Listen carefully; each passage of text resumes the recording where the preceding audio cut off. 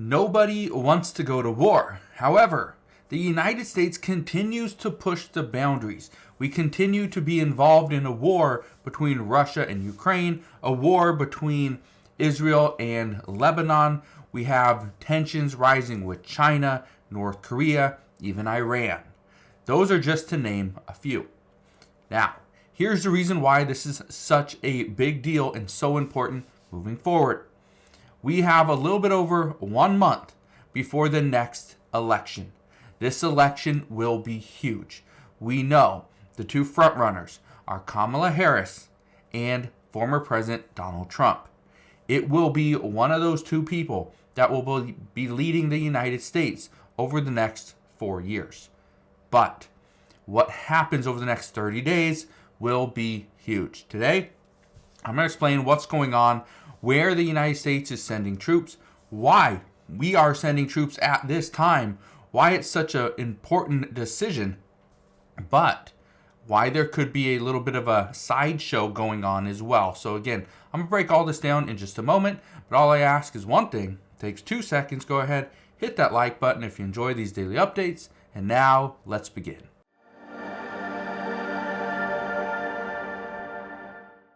So first, let's begin with some facts. Look at this. It says U.S. troops deployed to Cyprus as fears of wider Middle East war intensify. That was just from yesterday. Now, why is the United States sending troops to the Middle East? Well, it's for one main reason. They are concerned, or the U.S. is concerned, that we are about to see a wider war.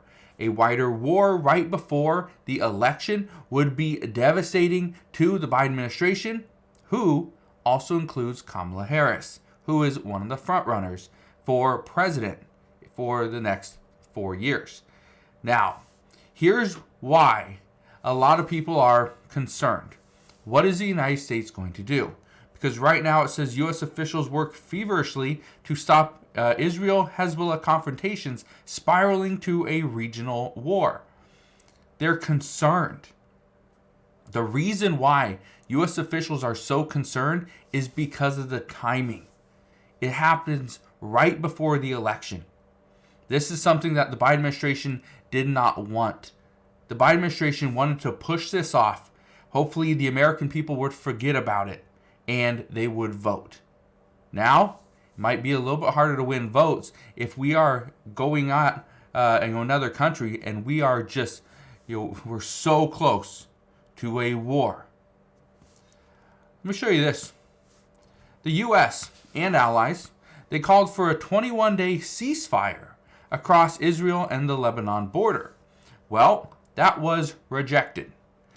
They wanted this ceasefire, and I'm going to read a little bit of this article to you, but that was rejected. They didn't even look at the deal.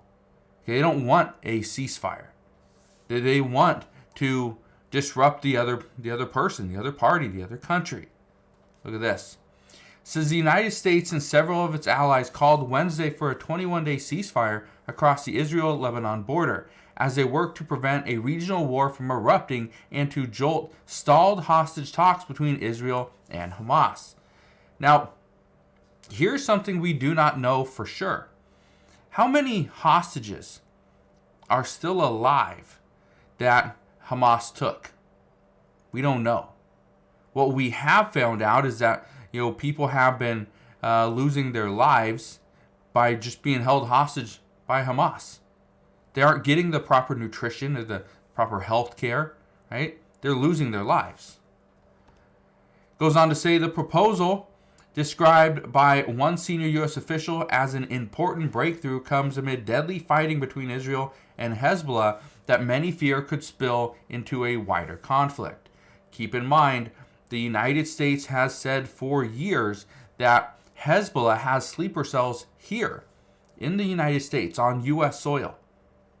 So if the United States steps in, puts troops on the ground, which they have, and other countries or the military personnel from Hezbollah, they decide that, the United States went too far, what does that mean for us here on U.S. soil?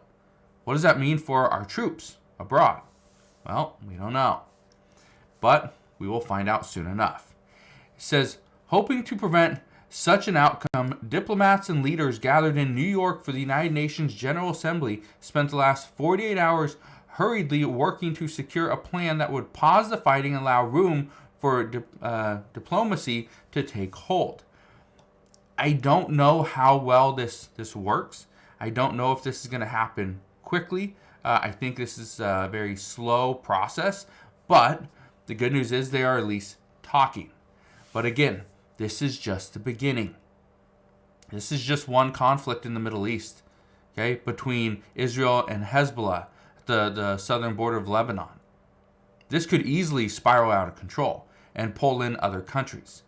We do know that the United States has issues with Iran. Iran is watching this very closely. They've sent the warning signs before that they do not want the United States or NATO allies to step in, that we should not have any part of this conflict in the Middle East. Well, we'll see. But here's something else. War with Russia, closer to an end than we think, according to Vladimir Zelensky. He believes the war is close to being over. Others say, no, it's not.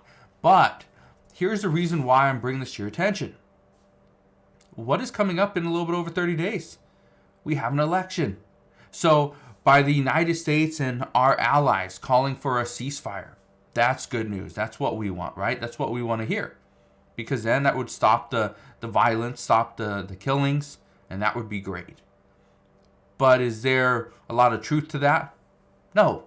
The media has blown it out of proportion, saying that, yes, the United States is demanding a 21-day ceasefire. Well, the United States doesn't have a lot of pull here. The United States cannot force one country or one group to go and say, yeah, we agree, let's do a ceasefire, and then force the other one to agree to it as well. The United States can't do that. Neither can our allies. The United States also can't end the war between Russia and Ukraine. Now, we could end the war by stepping into it, but that could also cause us to actually go to World War III. So yeah, there's a lot of issues here. But according to reports, it says Russian President Putin's military spending shows he has no plans to end the war. Again, that article is from yesterday. I think these small little wars are going to continue. But I think what's interesting is there's fighting, there's conflicts going on between Israel and Lebanon, or Hezbollah, the southern border of Lebanon. But they say this is just a small conflict. But hundreds, thousands of people are losing their lives. That, to me, is a war. But this is also why some experts say that America faces its biggest war threat in 80 years and is not ready for it. And it all has to do with the amount of military personnel the United States has, the equipment that we've sent overseas, what we are currently allocating to other countries. The United States may have to pull all the resources back, and by doing so, it puts other countries and NATO allies at risk. So, we're going to see what happens moving forward. The one thing I can tell you is the next 30 to 40 days, right before the November 5th presidential election here in the United States, will be huge. What happens, the potential ceasefire, a pullback out of Russia, or from Russia, out of Ukraine, all these things are extremely important. The American people are watching, and I bet you are too. So, as we get more information on this, I promise I will fill you in on all the latest news and updates. But as of today, that is what we know. So again, thank you guys for watching. Consider subscribing, and I'll see you guys on the next one.